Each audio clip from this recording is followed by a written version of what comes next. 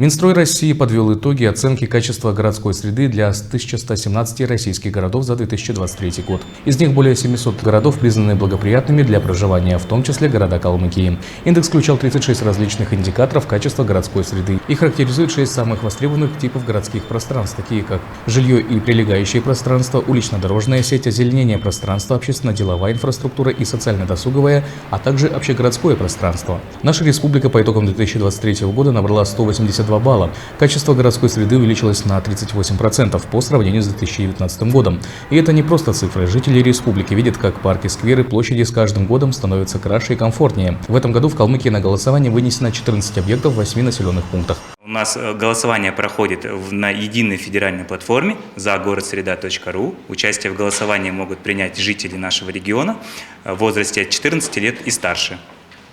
В этом году у нас участвует 8 муниципальных образований. Это город Элиста, город Городовиковск, Лагань, село Ешалта, поселок Исталтай, Красинская и Садовая. На сегодняшний день в голосовании приняло участие более 19 тысяч человек.